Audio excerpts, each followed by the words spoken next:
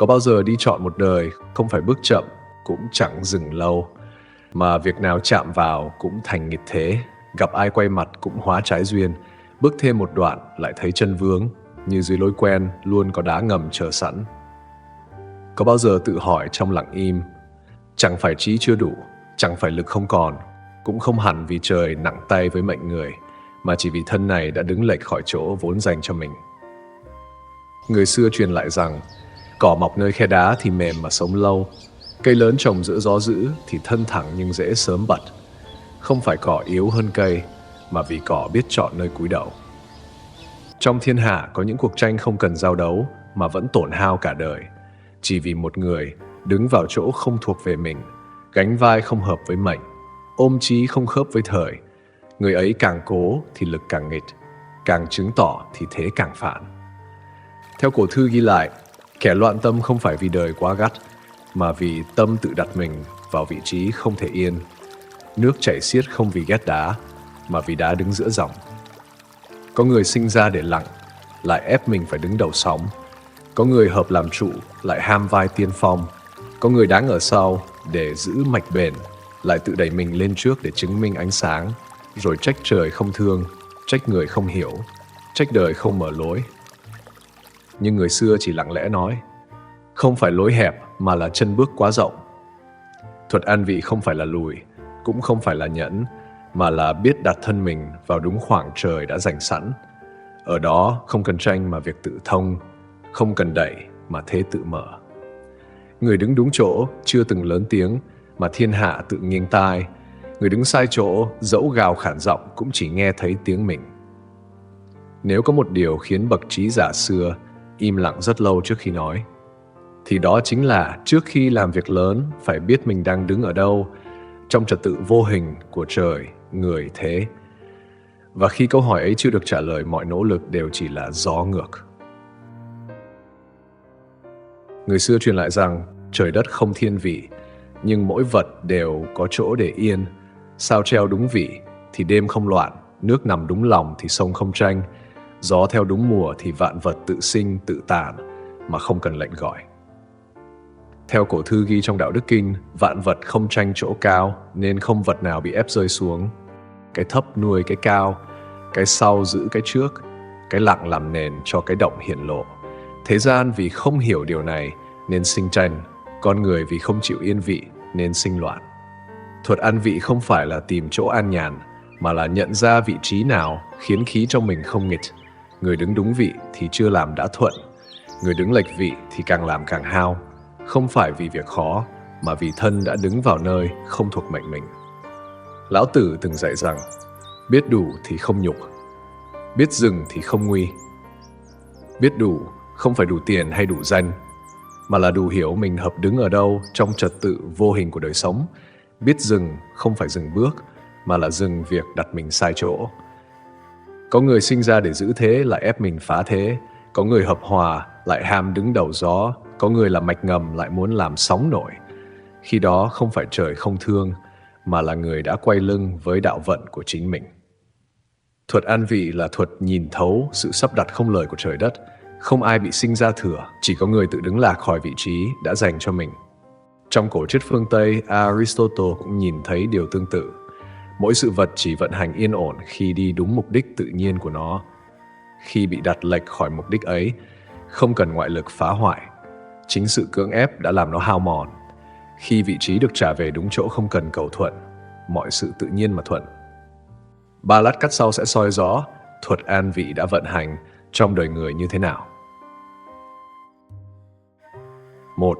Sai vị không phải vì thiếu tài, mà vì trái mệnh. Người xưa truyền lại rằng, trời sinh vạn vật không ban đều ánh sáng, nhưng ban cho mỗi vật một chỗ để thở. Cá không tranh với chim để lên trời, chim không ghen với cá để lặn sâu. Không phải vì kẻ này cao quý hơn kẻ kia, mà vì mỗi loài đều thuận khi ở đúng tầng khí của mình. Theo cổ sử kể, có người học rộng, tài sâu, đi đến đâu cũng bất mãn, không phải vì đời không dùng, mà vì người ấy luôn tự đặt mình vào chỗ cần tranh đoạt, trong khi mệnh lại hợp giữ cân. Khi được giao việc ổn định, tâm liền bứt rứt. Khi bước vào nơi tranh hơn, khí liền rối loạn. Người ấy trách người không biết dùng tài, mà không biết tài đã bị đặt sai vị trí vận hành. Lão Tử từng dạy rằng, không ai bị thiên hạ bỏ rơi, chỉ có người tự rời khỏi đạo. Rời khỏi đạo không phải phản nghịch, mà là đặt thân mình vào nơi đạo không chạy qua. Như bánh xe lệch trục, không phải thiếu nan, mà vì tâm trục không đúng. Có một đối thoại cổ được truyền lại. Người học hỏi Quỷ Cốc Tử, vì sao có kẻ tài cao mà sự nghiệp không thành? Quỷ Cốc Tử đáp rằng, kẻ ấy như gươm quý đem đi chẻ củi, không phải gươm kém, mà là dùng sai việc.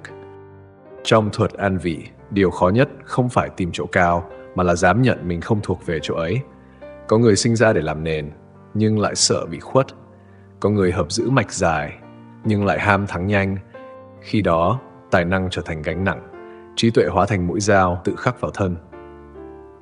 Theo cổ lục về Quỷ Cốc Tử, kẻ giỏi dụ người trước hết phải định vị, rồi mới luận thắng bại. Khi người bị đặt sai chỗ, dẫu có tài cũng hóa thành nghịch lực. Người đứng sai vị, mỗi bước đi đều phải chống lại dòng khí vô hình. Người đứng đúng vị chưa cần cố, mà thế đã tự nâng. Đó không phải may mắn, mà là trả thân về đúng chỗ trong trật tự thầm lặng của trời đất. 2. Động loạn không sinh từ việc khó, mà sinh từ vị trí nghiệt khí. Người xưa truyền lại rằng, mặt nước không tự sinh sóng, chỉ khi gió thổi sai mùa mới dậy cuộn bất an. Tâm người cũng vậy, không phải vì việc nặng mà lòng sinh loạn, không phải vì đời gấp mà khí tự rối, chỉ vì thân đang đứng ở nơi khí vận không thông. Theo cổ thư ghi lại, có những bậc hiền cả đời không tranh, mà việc lớn tự thành, lại có kẻ mỗi bước đều gắng sức, mà kết cục chỉ thêm hao mòn. Không phải vì người trước cao minh hơn, mà vì người ấy đứng ở nơi không cần gồng. Lão Tử từng dạy rằng, vô vi nhi vô bất vi, không làm không phải là không động, mà là không động ngược với dòng đạo. Khi đứng đúng vị, một bước nhỏ cũng thành xa, khi đứng lệch vị, trăm bước dài vẫn quay về chỗ cũ. Người học đạo thường lầm tưởng, cứ chăm chỉ thì sẽ thông, nhưng cổ nhân lắc đầu, chăm chỉ đứng sai chỗ chỉ khiến mệt nhanh hơn. Như thuyền đặt lên cạn, dẫu trèo suốt ngày cũng không ra sông. Có một điển tích cổ, một người hỏi bậc ẩn sĩ, vì sao tâm con luôn bất an dù không làm điều ác? Ẩn sĩ đáp rằng, không phải vì điều con làm, mà vì nơi con đứng, chỗ ấy không dành cho tâm con trú. Trong thuật an vị, điều tinh tế nhất không phải là chọn việc, mà là chọn nơi để tâm mình yên. Người hợp tĩnh đừng tự ép vào nơi ổn, người hợp sâu đừng ham đứng giữa chợ. Người sinh để giữ mạch lâu dài, đừng vội tranh công trước mắt. Khi thân và vị không còn đối kháng, tâm tự lắng. Khi tâm tự lắng, việc chưa làm đã thuận một nửa. Đó không phải là phép màu, mà là khí đã thôi chạy ngược. 3. An vị không phải tìm chỗ đứng, mà là biết khi nào nên lùi, để thế tự hiện. Người xưa truyền lại rằng, cái trống của căn phòng mới là nơi người ở. Cửa không tranh với tường, bóng không giành chỗ với hình, mà chính vì không chiếm nên mới dung chứa được vạn vật. Theo cổ thư ghi lại, bậc trí giả khi chưa đến thời không vội bước ra trước, không phải vì sợ, mà vì biết khi nào chưa đến lượt mình, thì đứng ra chỉ làm rối thế. Ngược lại, kẻ chưa đủ vị mà đã chiếm chỗ cao, tuy nhất thời được thấy, nhưng lâu ngày tự thành vật cản của chính mình. Lão Tử từng dạy rằng, không tranh nên không ai tranh với. Không tranh không phải nhường nhịn, mà là không bước vào nơi không cần mình. Khi chưa đến lượt gió, cánh buồm dương cao, chỉ làm thuyền trao. Có một câu chuyện cổ được truyền miệng. Một người hỏi bậc đạo sĩ, vì sao có người không cầu danh mà danh tự đến? Đạo sĩ đáp rằng, kẻ ấy biết khi nào nên ở sau để thế tự đẩy mình lên. Trong thuật an vị, cái khó nhất không phải nhận ra vị trí, mà là chịu rỗng để vị trí ấy tìm đến mình. Có người luôn sợ bị quên nên chen ra trước. Có người luôn sợ chậm nên giành lấy thời. Nhưng cổ nhân nhìn rất rõ, kẻ không chịu lui đúng lúc sẽ không bao giờ được đẩy lên đúng thời. Như mực trong nghiên chưa lắng đã khuấy thì đục tự sinh. Như dây cung chưa tụ lực đã kéo thì thế tự tán. Như hạt giống chưa qua mùa tàng mệnh đã bị gọi dậy thì mầm chưa kịp sống đã phải tranh ánh sáng. Người an vị không tìm chỗ để đứng, mà tạo ra khoảng trống để thế tự lấp. Khi khoảng trống đủ sâu, thế tự sinh. Khi thế tự sinh, người không cần bước mà vẫn đến nơi cần đến. Đó là chỗ mà người xưa gọi là đứng sau mà ở trước đạo. Có một khoảnh khắc khi người học đạo đã đi đủ xa để không thể quay đầu, mà cũng chưa tới để có thể an tâm dừng lại.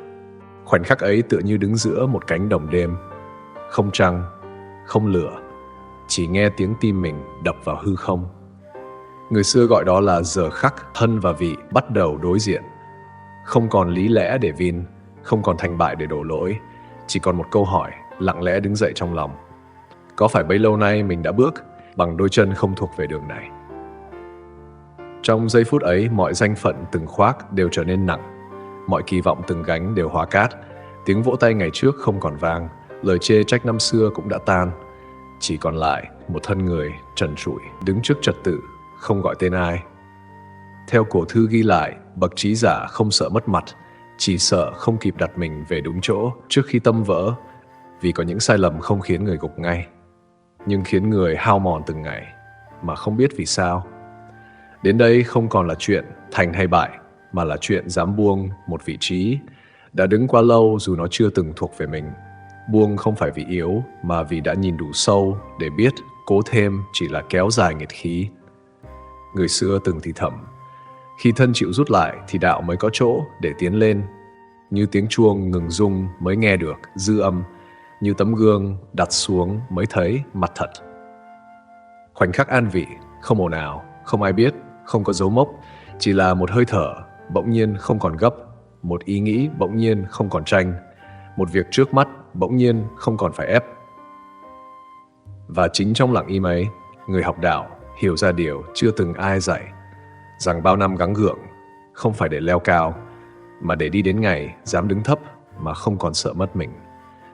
Đó là lúc thuật an vị không còn là học thuyết, mà trở thành một chuyển động rất nhỏ trong tâm, nhỏ đến mức không ai thấy, nhưng đủ sâu để cả đời không còn nghịch hướng. Người xưa truyền lại rằng, khi trăng lên đúng độ thì không cần gọi, khi nước về đúng chỗ thì không cần dẫn. Đạo chưa từng bảo ai phải thành gì, chỉ lặng lẽ hỏi đã đứng đúng chưa. Thuật an vị không mở ra con đường mới, mà khẽ khàng lật lại dấu chân cũ, không bảo người tiến, cũng không khuyên người lùi, chỉ để lại một khoảng lặng đủ sâu để tự thấy. Ở đâu thì khí thuận, ở đâu thì tâm yên. Nếu sau tất cả những dòng chữ này chỉ còn đọng lại một cảm giác rất nhẹ, như vừa đặt xuống một gánh vô hình đã mang quá lâu, thì người xưa xem như đạo đã kịp chạm, không cần hiểu, cũng không cần nhớ, chỉ cần một lần nhìn lại vị trí đang đứng bằng đôi mắt không còn muốn chứng minh. Khi không còn vội để hơn ai thì tự khắc biết mình nên ở đâu. Khi không còn sợ bị bỏ lại thì chỗ đứng không còn là vấn đề, vì lúc ấy thân đã thôi tìm chỗ, mà đạo đã tìm thấy thân. Người xưa không khuyên răn, chỉ đặt một câu hỏi ở cuối con đường: nếu hôm nay được đứng lại đúng chỗ, liệu có cần phải vội như trước nữa không? Nếu còn muốn đi sâu hơn, không phải để biết thêm, mà để lắng hơn, để nhìn rõ hơn những thuật thầm lặng đã nâng đỡ đời người từ ngàn năm trước, hãy tiếp tục ngồi lại cùng dòng chảy này. Trong những phần tiếp theo của ngẫm thuật cổ nhân, không để tìm lời giải, chỉ để ngẫm đến cùng.